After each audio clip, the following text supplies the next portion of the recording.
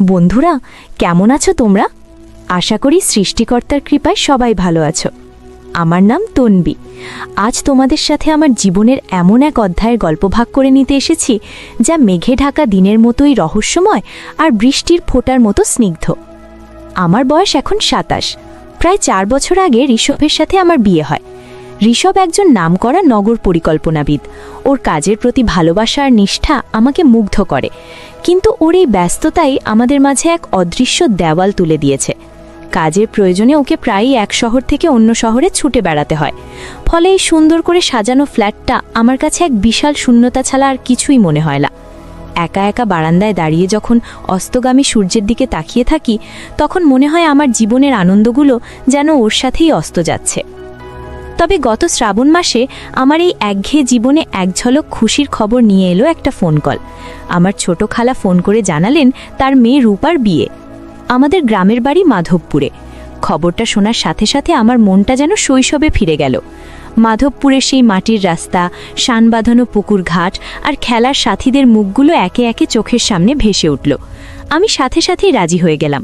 ভাবলাম এই সুযোগে কিছুদিন গ্রামের বাতাস আর একাকিত্ব থেকে মুক্তি পাওয়া যাবে। যাবার দিন যতই কাছে আসছিল, আমার উত্তেজনা ততই বাড়ছিল। ঋষভকে সব জানালাম। ও বরাবরের মতোই ফোনে বলল, তন্বী, তুমি তো জানো এই প্রকল্পটা আমার জন্য কতটা গুরুত্বপূর্ণ। এবারও তোমার সাথে যেতে পারলাম না, খুব খারাপ লাগছে। তুমি মন খারাপ করো না, খুব আনন্দ করে এসো। আমি শুধু একটা দীর্ঘশ্বাস ফেলে বললাম, তুমি নিজের খেয়াল রেখো। অবশেষে সেই দিনটা এলো। আমি একটা হালকা সবুজ রঙের শাড়ি পরলাম, যেটা ঋষভ আমার জন্মদিনে দিয়েছিল। ব্যাগ গুছিয়ে বেরিয়ে পড়লাম বাসস্ট্যান্ডের উদ্দেশ্যে। আকাশটা সকাল থেকেই গোমড়া মুখে ছিল, যেন অভিমান করে আছে। আমার আসলেই মেঘলা আবহাওয়াটা বেশ লাগছিল। মনে হচ্ছিল আকাশটাও যেন আমার মনেরই প্রতিচ্ছবি। বাসের জানালার পাশে বসে বাইরের দৃশ্য দেখতে দেখতে কখন যে সময় কেটে গেছে বুঝতেই পারিনি। মাধবপুরের বাসস্ট্যান্ডে যখন নামলাম, তখন টিপটিপ করে বৃষ্টি শুরু হয়েছে। আমি ছাউনির নিচে দাঁড়িয়ে আমার খালাতো ভাই সৌরভকে ফোন দিলাম। ওরই আমাকে নিতে আসার কথা। সৌরভ ফোন ধরে জানালো, দিদি, আর 5টা মিনিট অপেক্ষা করো, আমি প্রায় চলে এসেছি। কিন্তু 5 মিনিট পেরোনোর আগেই প্রকৃতি যেন তার সমস্ত অভিমান উগরে দিল। টিপটিপ বৃষ্টি মুহূর্তেই মুষলধারার বর্ষণের রূপ নিল।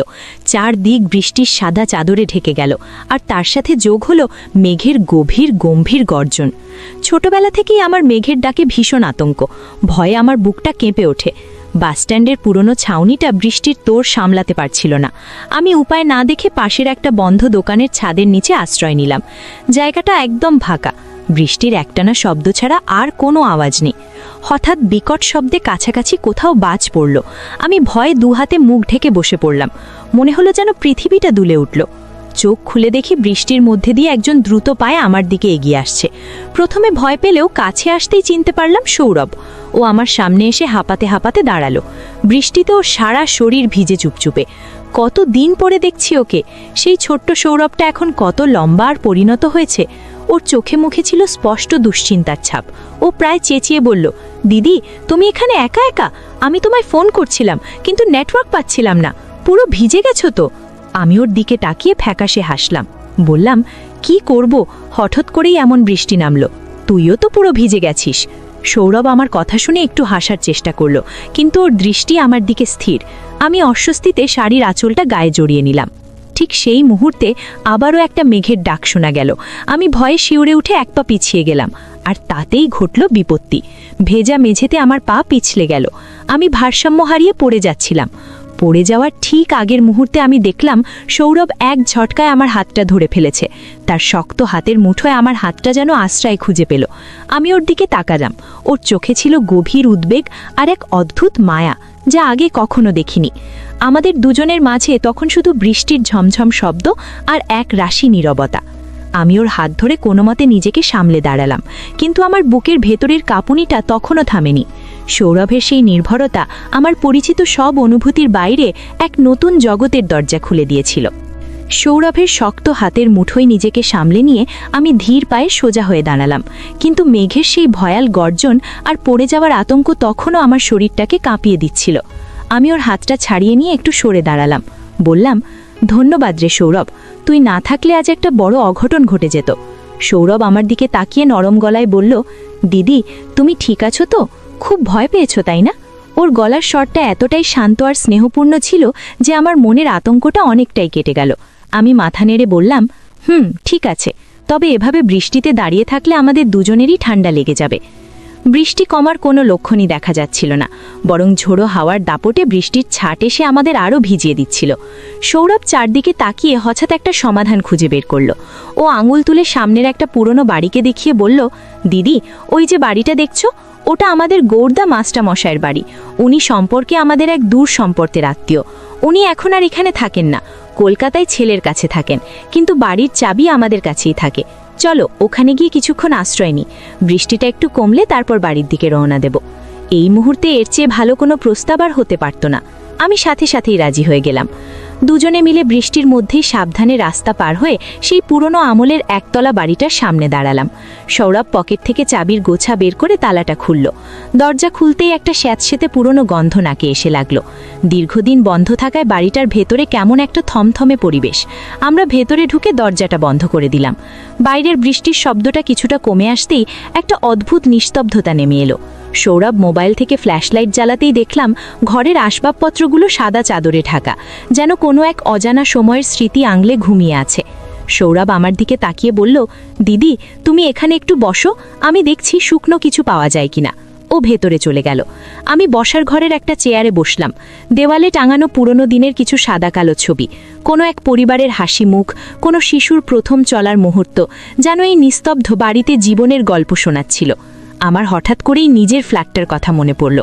সেখানেও তো আমি এভাবেই একা থাকি, শুধু নীরবতাটা সেখানকার সঙ্গী, আর এখানকার নীরবতাটা কেমন যেন রহস্যময়।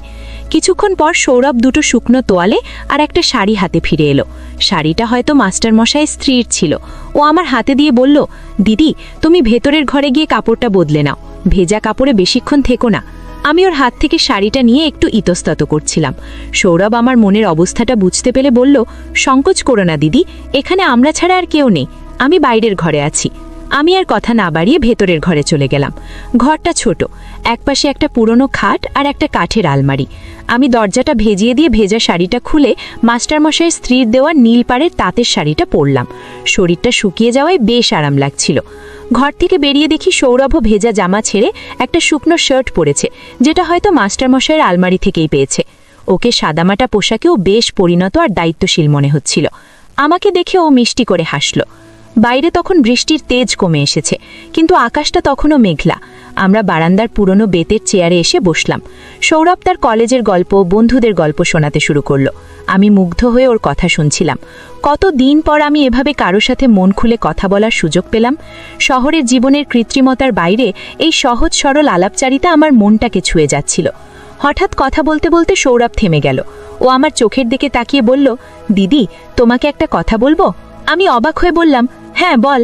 ও একটু ইতস্তত করে বলল, তোমাকে দেখে মনে হয় যেন তুমি হাসতে ভুলে গেছো। তোমার চোখে সবসময় একটা বিষণ্ণতার ছাপ দেখতে পাই। কলকাতায় কি তোমার ভালো লাগে না? ওর সরাসরি প্রশ্নে আমি চমকে উঠলাম।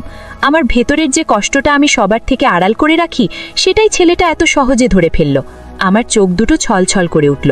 আমি মুখ ঘুরিয়ে নিলাম, যাতে ও আমার চোখের জল দেখতে না পায়। সৌরভ আমার পাশে এসে দাঁড়ালো। ও আমার কাঁধে হাত রাখল না বা কোনো সান্ত্বনার কথাও বলল না, শুধু খুব শান্ত গলায় বলল, যদি কখনো মন খারাপ হয় বা কারো সাথে কথা বলতে ইচ্ছে করে, আমাকে ফোন করিস দিদি। আমি হয়তো তোমার সব সমস্যার সমাধান করতে পারবো না, কিন্তু আমি তোমার কথাগুলো শোনার জন্য সব সময় থাকব।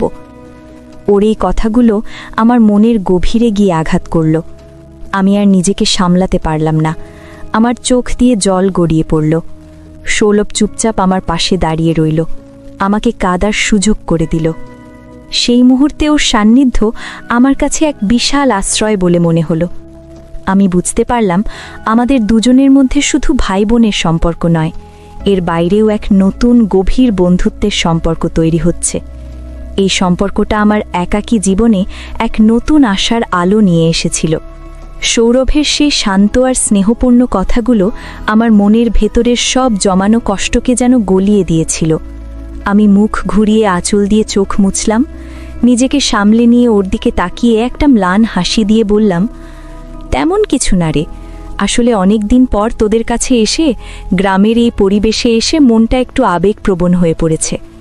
আমি জানি আমার এই দুর্বল অজুহাতটা সৌরভ ঠিকই বুঝতে পেরেছিল, কিন্তু ও আর কোনো প্রশ্ন করে আমাকে অস্বস্তিতে ফেলল না, বরং প্রসঙ্গটা ঘুরিয়ে দিয়ে বলল, অনেকক্ষণ তো হলো, বৃষ্টিটাও ধরে এসেছে, চল এবার বাড়ির দিকে যাওয়া যাক, মা এতক্ষণে হয়তো চিন্তা করতে শুরু করে দিয়েছে। আমি মাথা নেড়ে সম্মতি জানালাম। আমরা দুজনে মিলে গৌরদা মাস্টারের বাড়িটা আবার আগের মতো গুছিয়ে তালা দিয়ে বেরিয়ে পড়লাম। সৌরভ বাইক স্টার্ট দিতেই আমি ওর পেছনে গিয়ে বসলাম। ভেজা রাস্তা, গাছের পাতার উপর জমে থাকা রূপলি জলের ফোঁটা আর মাটির সোঁদা গন্ধে চারপাশের পরিবেশটা কেমন স্বপ্নময় লাগছিল। আমি আকাশের দিকে তাকালাম। মেঘের ফাঁক দিয়ে এক চিলতে সোনালি রোদ উকি দিচ্ছিল, যেন আমার মনের মেঘটাও একটু একটু করে সরতে শুরু করেছে। খালাবাড়ি পৌঁছতেই সবাই আমাদের দেখে নিঃশ্বাস ফেলে বাঁচল। খালা আমাকে জড়িয়ে ধরে বললেন, কিরে, তোরা কোথায় ছিলিস? ফোনও করছিস না? আমরা তো ভেবেই অস্থির। সৌরভ সবটা খুলে বলতেই খালা ওকে বকাবকি শুরু করলেন। এমন দুর্যোগের দিনে ছাতা না নিয়ে কেউ বেরোয়? যদি মেয়েটার কিছু হয়ে যেত?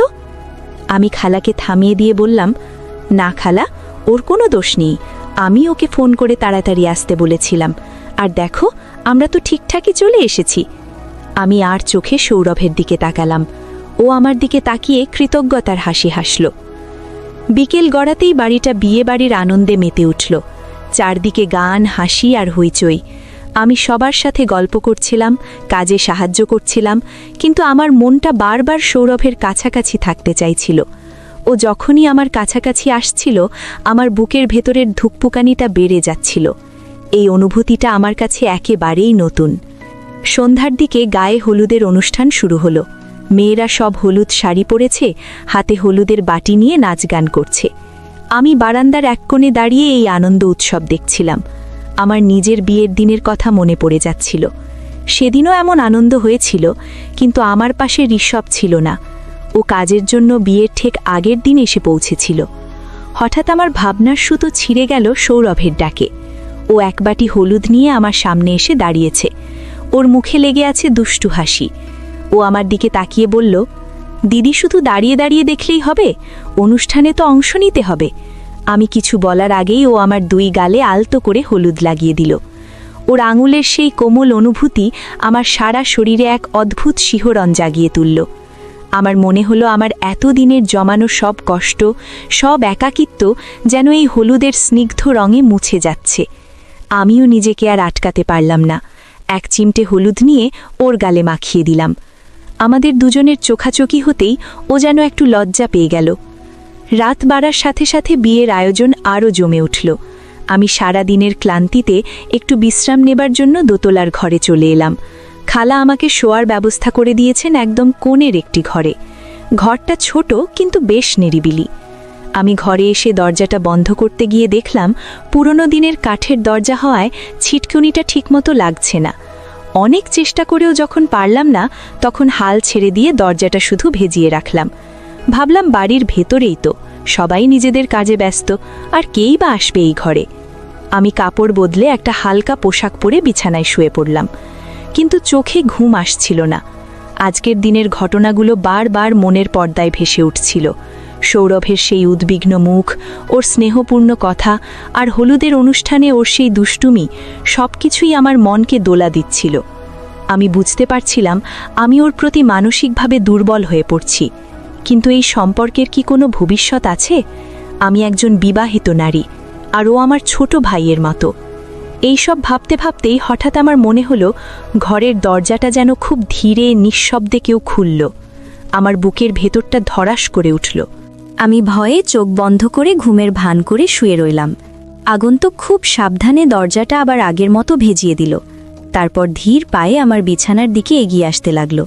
আমার হৃৎপিণ্ডটা এমনভাবে লাফাচ্ছিল যে মনে হচ্ছিল শব্দটা বুঝি বাইরে থেকেও শোনা যাবে। ছায়ামূর্তিটা আমার বিছানার পাশে এসে দাঁড়ালো। তারপর যা ঘটল তা আমার কল্পনার বাইরে ছিল। ও কোনো শব্দ না করে আমার বিছানার পাশে মেঝেতে পাতা একটা ছোট মাদুরে বসে পড়ল। আমি চোখটা খুব সামান্য খাঁক করে দেখার চেষ্টা করলাম। আবছা অন্ধকারেও আমি অবয়বটা চিনতে পারলাম। সৌরভ! আমি অবাক হয়ে গেলাম। ওইখানে কেন? ও কি চায়? আমি নড়াচড়া করার সাহস পেলাম না। ও শুধু চুপচাপ বসে রইল, যেন আমার ঘরের নীরবতার একজন অংশীদার হতে এসেছে। ওর উপস্থিতি আমাকে ভয় পাওয়ানোর বদলে এক অদ্ভুত শান্তিতে ভরিয়ে দিল। মনে হচ্ছিল এই পৃথিবীতে অন্তত একজন মানুষ আছে যে আমার না বলা কথাগুলো বুঝতে পারে, যে আমার একাকিত্বের সঙ্গী হতে চায়। অনেকক্ষণ পর সৌরভ খুব নিচু গলায় বলল, দিদি তুমি ঘুমিয়ে পড়েছ? ওর গলার স্বরে এমন এক মায়া ছিল যে আমি আর ঘুমের ভান করে থাকতে পারলাম না। আমি উঠে বসলাম, বললাম, না, ঘুম আসছে না, তুই এখানে কেন? সৌরভ আমার দিকে না তাকিয়েই বলল, নিচে খুব হইচই হচ্ছিল, তাই একটু নিরিবিলি খুঁজছিলাম। তুমি ঘুমাও দিদি, আমি শুধু কিছুক্ষণ এখানে বসে থেকে চলে যাব। ওর কথা শুনে আমার বুকের ভেতরটা কেমন করে উঠল। আমি বুঝতে পারছিলাম ও শুধু নিরিবিলি খুঁজছিল না, ও খুঁজছিল এক নীরব আশ্রয়, ঠিক যেমনটা আমিও খুঁজছিলাম। আমি ওর দিকে তাকিয়ে বললাম, মেঝেতে কেন? খাটে এসে বস। সৌরভ প্রথমে একটু ইতস্তত করল, তারপর ধীর পায়ে উঠে এসে আমার থেকে কিছুটা দূরত্ব বজায় রেখে খাটের এক কোণে বসল। ঘরটা আবছা অন্ধকারে ঢাকা, শুধু জানালার ফাঁক দিয়ে চাঁদের এক ফালি আলো এসে পড়েছে। সেই আলোয় ওর মুখের চিন্তিত মায়াবী চেহারাটা আমি স্পষ্ট দেখতে পাচ্ছিলাম। আমরা দুজনেই অনেকক্ষণ চুপ করে রইলাম, কোনো কথা খুঁজে পাচ্ছিলাম না। এই নীরবতার মধ্যেই যেন আমাদের মনের সব না বলা কথাগুলো আদান প্রদান হয়ে যাচ্ছিল। অবশেষে আমিই নীরবতা ভাঙলাম, বললাম, তোর কি কোনো সমস্যা হয়েছে সৌরভ? তোকে খুব চিন্তিত মনে হচ্ছে। সৌরভ একটা দীর্ঘশ্বাস ফেলে বলল, না দিদি, তেমন কিছু না, আসলে মাঝে মাঝে খুব একা লাগে, মনে হয় আমার কথাগুলো শোনার মতো কেউ নেই। ওর এই সহজ স্বীকারোক্তি আমার বুকের গভীরে গিয়ে লাগলো। আমি ওর দিকে তাকিয়ে বললাম, কেন, আমি তো আছি, তোর যখনই কথা বলতে ইচ্ছে করবে আমাকে বলবি। আমার কথা শুনে সৌরভ আমার দিকে তাকালো। ওর চোখে ছিল কৃতজ্ঞতা আর এক অদ্ভুত নির্ভরতা। ও বলল, জানি দিদি, তুমি আসার পর থেকে আমার মনে হচ্ছে আমি আর একা নই। সেই রাতে আমাদের মধ্যে অনেক কথা হলো। ওর ভবিষ্যৎ পরিকল্পনা, ওর স্বপ্ন, ওর ভয়, সব কিছু আমার সাথে ভাগ করে নিল। আমিও আমার শহরের জীবনের একাকিত্ব, আমার না পাওয়াগুলো ওর কাছে উজাড় করে দিলাম। আমরা দুজনেই যেন একে অপরের কাছে নিজেদের মনের গোপন দরজাটা খুলে দিয়েছিলাম। এই আলাপচারিতায় কোনো ভুল ছিল না, ছিল শুধু দুটো একাকী মনের একে অপরকে খুঁজে পাওয়ার শান্তি। কথা বলতে বলতে কখন যে রাত পেরিয়ে ভোর হয়ে গেল আমরা টেরও পেলাম না। পাখির কলকাকড়িতে আমাদের ঘোর কাটল। সৌরভ জানালার দিকে তাকিয়ে বলল, ভোর হয়ে গেছে দিদি, আমাকে এখন যেতে হবে, কেউ দেখে ফেললে। ও কথাটা শেষ করল না, কিন্তু আমিও না বলা ভয়টা বুঝতে পারলাম। আমি মাথা নেড়ে সম্মতি জানালাম। ও ধীর পায়ে দরজা খুলে বেরিয়ে গেল। ও চলে যাওয়ার পর ঘরটা আবার আগের মতো শূন্য হয়ে গেল, কিন্তু আমার মনটা আর শূন্য ছিল না। আমি বুঝতে পারলাম এই কয়েকটা দিনে আমি এমন এক সম্পর্কের সন্ধান পেয়েছি যার কোনো নাম নেই, কিন্তু গভীরতা অনেক। পরের দিন রূপার বিদায়ের পালা। কান্নাকাটি আর আবেগের মধ্যে দিয়ে অনুষ্ঠান শেষ হলো। আমারও এবার ফিরে যাওয়ার সময়। আমি সবার কাছ থেকে বিদায় নিয়ে যখন বের হচ্ছি তখন সৌরভ আমার কাছে এসে দাঁড়ালো। ওর হাতে একটা ছোট প্যাকেট। ও আমার হাতে দিয়ে বলল, দিদি, এটা তোমার জন্য, মাধবপুরের স্মৃতি। আমি প্যাকেটটা খুললাম। ভেতরে মাটির তৈরি একজোড়া খুব সুন্দর পাখি। আমি ওর দিকে তাকিয়ে হাসলাম, বললাম, খুব সুন্দর, আমি এটা খুব যত্ন করে রাখব। বাস স্ট্যান্ডে আমাকে তুলে দেওয়ার জন্য সৌরভ সাথে এলো। বাস ছাড়ার ঠিক আগ মুহূর্তে ও আমার দিকে তাকিয়ে বলল, দিদি, নিজের খেয়াল রেখো আর ফোন করো। আমি বাসের জানালায় বসে ওর দিকে তাকিয়ে মাথা নাড়লাম। বাসটা চলতে শুরু করলো। সৌরভের চেহারাটা ধীরে ধীরে ঝাপসা হয়ে আসতে লাগলো। আমার চোখ দিয়ে দুফোঁটা জল গড়িয়ে পড়ল। এটা বিদায়ের কষ্ট নাকি এক নতুন অনুভূতি পাওয়ার আনন্দ আমি জানি না। ফ্ল্যাটে ফিরে আসার পর আমার জীবনটা আবার আগের মতোই একঘেয়ে হয়ে গেল, কিন্তু এখন আর আমার ততটা একা লাগে না। যখনই মন খারাপ হয় আমি বারান্দায় গিয়ে দাঁড়াই আর মাটির পাখি দুটোর দিকে তাকিয়ে থাকি। সৌরভের সাথে আমার প্রায়ই ফোনে কথা হয়। আমরা ঘন্টার পর ঘন্টা গল্প করি। আমাদের সম্পর্কের কোনো নাম নেই, হয়তো কোনোদিনও হবে না, কিন্তু আমরা জানি দূরে থেকেও আমরা একে অপরের সবচেয়ে কাছের বন্ধু। ঋষভ আগের মতোই ব্যস্ত। ও হয়তো কোনোদিনও জানতে পারবে না ওর অবহেলায় তৈরি হওয়া শূন্যস্থানটা পূরণ করার জন্য আমার জীবনে এক নতুন বন্ধুর আগমন হয়েছে। এই সম্পর্কটা হয়তো সমাজের চোখে ঠিক নয়, কিন্তু আমার কাছে এটা এক টুকরো বিশুদ্ধ অক্সিজেন যা আমাকে এই নিঃসঙ্গ জীবনে বেঁচে থাকার প্রেরণা যোগায়। জীবনের কিছু গল্প হয়তো এভাবেই অসম্পূর্ণ থেকে যায়, কিন্তু তার রেশ আজীবন রয়ে যায়। ঠিক যেমন মাধবপুরের সেই মেঘলা দিনের স্মৃতি আমার মনে চিরকাল থেকে যাবে। তো বন্ধুরা, আজকে এই পর্যন্তই। গল্পটি যদি আপনাদের ভালো